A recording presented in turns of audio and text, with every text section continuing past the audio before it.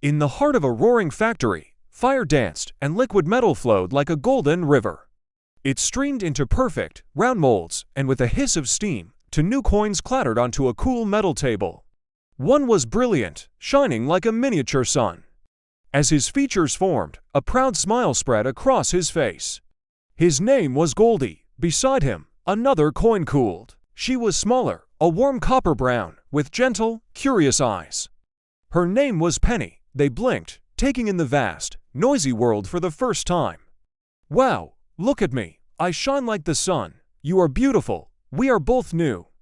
Goldie puffed out his chest, his surface gleaming under the factory lights. I am gold. People will adore me. They'll keep me safe and show me off to their friends. Penny simply nodded, her own warm glow a stark contrast to Goldie's bright shine. I just hope I can help someone. A conveyor belt rumbled to life, carrying them forward. As they moved along the line, workers pointed at Goldie, their eyes wide with admiration. He basked in their attention, feeling more important with every passing moment. Penny, however, went largely unnoticed, just another copper coin in a sea of metal. I will live in grand houses, resting on velvet cushions inside ornate boxes. I'll be a treasure, a collector's prize. Goldie glanced at Penny, a hint of pity in his voice. You, on the other hand, will live in pockets. Dark, dirty pockets, filled with lint and forgotten things. He let out a small, metallic laugh. Penny didn't argue.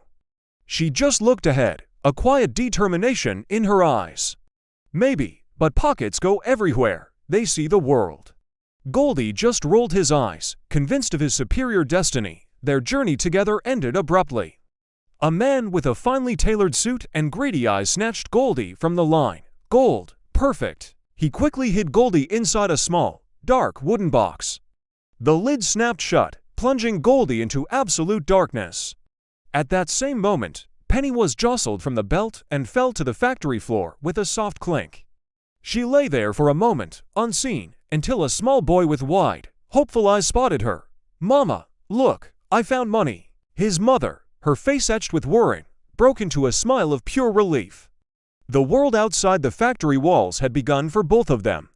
The little boy ran to his mother and proudly placed Penny in her outstretched hand. With that single coin, she walked to a nearby bakery. The smell of fresh bread filled the air. Soon, the family was gathered around a small table, sharing a loaf of warm bread. Their faces were filled with gratitude and simple joy. As Penny sat on the table, watching them eat, she felt a soft, warm glow spread through her. I helped today. That feels good. Meanwhile, Goldie sat alone in his wooden prison. It was silent. It was dark. No light, no sound, just the heavy weight of stillness. Hello, is anyone there? He waited. Time seemed to stretch into an eternity. Dust began to settle on the box. He could feel the faint vibrations of the world outside, but he was no part of it.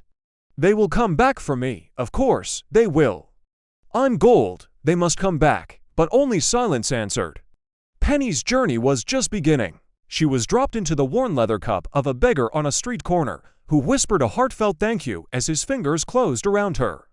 Next, she was used to buy a single, sharp pencil for a young schoolgirl who beamed, ready for her first day of class. On a sweltering summer afternoon, she helped pay for a cool bottle of water for a thirsty construction worker. She moved through countless hands from a musician's tip jar to a child's piggy bank, from a market stall to a wishing well. She never stayed in one place for very long, but everywhere she went, she was welcome. She heard whispers of thanks, saw smiles of relief, and felt the warmth of human connection. I don't stay long in any one place. But I am always a welcome guest. I am always useful. Back in the decaying house, the rich man who had locked Goldie away grew old and frail. One day, with a final, rattling cough, he fell, and the house fell silent.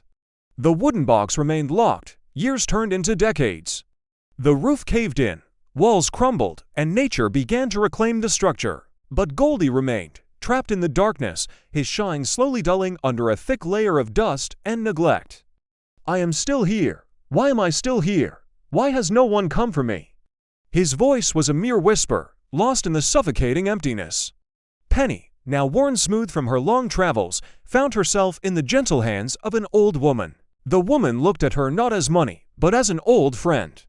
She traced Penny's worn surface with her thumb. "You've done enough. You've had a long and helpful life." The old woman took Penny to a craftsman, a kind man with skilled hands. He gently placed Penny into a crucible. As the heat rose, Penny didn't feel pain, only a spreading warmth, a sense of release. She melted, her form changing one last time, becoming part of a magnificent royal crown, destined to be worn for generations. "I gave all I had, and it was enough." Centuries later, workers clearing old ruins stumbled upon a rotten wooden box. They pried it open. Inside lay a gold coin, no longer bright but dull, scratched, and tarnished. It was Goldie. He was taken and placed in a museum, set behind a thick pane of glass with a small label. People walked past his display, glancing at him for a moment before moving on. There were no smiles of admiration, no gasps of wonder. One day, a ray of sunlight streamed through a window, catching something across the room. It was the crown, shining with an inner light, radiating warmth and history. Goldie looked at it, and for the first time, he understood. I was saved, but I was never used. The crown continued to shine, a symbol of service and shared history, reflecting the laughter of children and the light of the sun. True value is not found in what you are, but in what you do. It's not in being kept, but in being given. Real value is in helping others. What you give matters more than what you keep.